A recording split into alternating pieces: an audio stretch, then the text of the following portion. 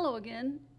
As you recall in my last video, I focused in on a few small towns in and around Florence on the train route that went from Florence to south to Arezzo. In those towns I found that the train station was very close to some walkable historic districts, as well as it'd be an ideal place to stop to have a quick lunch and to do some shopping. So in this next video, I'm going to concentrate on the train route that goes from Florence to Bologna up north. So I went to the Train Italia website to get an idea of what kind of trains left Florence during the morning hours. As you can see that there are some fast trains and some slow trains. The slow trains will obviously take more time, make more stops, and are a cheaper option. Looks like there's two slow trains that actually involve a bus in the travel route. Now this can be confusing when you don't understand the fast-speaking Italians if you have some questions, so that might not be a good option, but let's see. So both of the slower trains have changes, meaning they probably have to get on to another station that's dedicated probably to the slower trains. So let's focus on the fast trains right now, which only take about 38 minutes to get from Florence to Bologna. The 10:20 train, which will be a little bit after the rush hour I was hoping, and is probably is one of our best options for a fast train.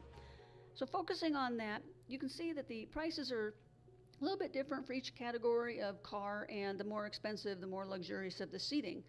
But then going into the details button, it'll be able to show you if there are any stops along the way. And as you can see, the 10:20 train from Florence to Bologna is a direct train with no stops. And that's certainly an option if I just want to get there quickly. So let's go back to the slower train option so that we can see what kind of cities that it stops at on its way to Bologna, and whether any of those cities might be worth an idea for a place for exploring or shopping or having a quick lunch. So as you can see, it's a regional train, and I believe that's means that the train goes from Florence to Prato, which is another city just outside of Florence, and then there's a bus that takes you to a different line, most likely a different station to get on the slower train line. And when I checked the seating prices, you can see that it's a less luxurious train with less classes, and it's probably designed for those folks who need to get to and from the small cities and commuters going into Florence. When I click on the details button, I can see that it makes 2 stops before it gets to Prato. And then there's the bus exchange, and then it takes one more stop before it gets to Bologna. So the first train stop is Florence Refendi, which looks like it's a suburb of Florence and may have little to explore. But you can see that it's only a short jaunt from Florence. And when I clicked on the train station icon in Google Maps, it shows that there is plenty of regional trains that go to and from that station to Bologna. So the red circle at the top, you can see it shows you that there's different categories of trains that use this station. The green there is the slower train, as well as the gray and the white, which obviously I think even gets slower. These are your basic regional trains, as opposed to, if I here click on the Florence train station, you can see that it has all those smaller, slower trains, but it also has the red train, which is the fastest and uses the fastest lines along with the other fast trains to keep things moving. So the next stop is Sesto Ferentino, which you can see is only uses the green basic slower train line and is basically a regional train station. And it's a little bit farther outside Florence, and it's probably just another suburb. Now going on to Prato, which is a little bit bigger, but this is where the train stops on its route to Bologna, and passengers have to use a bus to take them to a different train line or even maybe a different station. As you can see, the Prato Centrale uses the green train line as well, which is the slower train line. Clicking on the train station icon in Google Maps, you can see that the regional train makes a handful of stops on its way to Bologna. It takes about an hour, it looks like, for the train to get from Prato to Bologna. And when I clicked on Google Maps, I focused in on that first city, and it looks like it's about, in between 2 little mountain ranges, and it's very small. But it looks like there isn't anything close by. This might be kind of like a park and ride idea for commuters coming into Florence. So I think the best option would be to take the direct train to Florence if I ever wanted to go up farther north, and then see the smaller towns that are then between Bologna and farther north.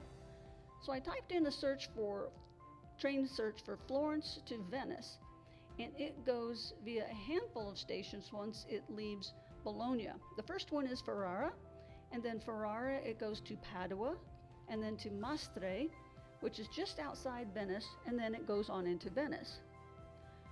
So doing what I did in similar videos, I focused in on Ferrara, the first stop after Bologna, to see if that train station is located and if it's focused in and around the historic district and for some shopping. As you can see here, it looks like the train is a little bit of a hike. Train station is a little bit of a hike from the historic district and the fun things to see. But using Google Maps and clicking on the city name came up with a little bit of history and shows that it might be worth a visit. So looking at the town center, it has a Castel di Saint Michel, which is probably one of those rich family estates. Apparently it's dated back to the 14th, 15th century. And then there's also a palazzo, which is the same thing, a very large house, very large estate in the middle of town, probably owned by a very, very ancient family. And it looks like there's a beautiful cathedral in the center of town as well. So I found a website about the city, and it came up with some really beautiful pictures of what there is to see and what the city has to offer. The next town on the route from Florence to Venice was Padua. Now Padua is one of the oldest towns in Italy and home to the second oldest university in Italy. Clicking on the train station and then focusing in, you can see that there's some really cool things to see by the train station, but it's not very close to where the historic district is located. When I typed in get directions from the train station to the central district, it looks like it's about 0.8 miles and takes about 20 minutes to get there. So there's an option for a nice long walk before even seeing the central district, and maybe an option to take a taxi back to the station at the end of the day if I'm pooped. But once you get into the center historical district, there's definitely some sights to see, lots of shopping I can probably tell, and it's a beautiful city as well. So continuing up the train route from Florence to Venice is the town of Mestre. Now, this city is just on the land side of Venice, and it's where large tour bus groups will lodge all of their tour guests during any kind of tour to Venice, because there's a large amount of hotels with a large amount of rooms, and it makes it easier than housing everybody in Venice. So as you can see, the train station has a lot of hotels by, a lot of restaurants by it, and because it's a major tourist stop / destination prior to going into Venice, I will most likely avoid this city at all costs. Now, to summarize about the trains, Train Italia has 3 categories. There's the red, the green, and the white. Obviously, I discussed that the red is the fastest, and they have dedicated train tracks so that these trains can get people to and from these large cities as quickly as possible.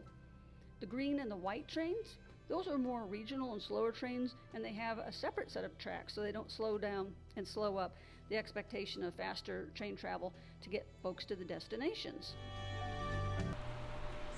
I hope you enjoyed that video. I had a lot of fun making it.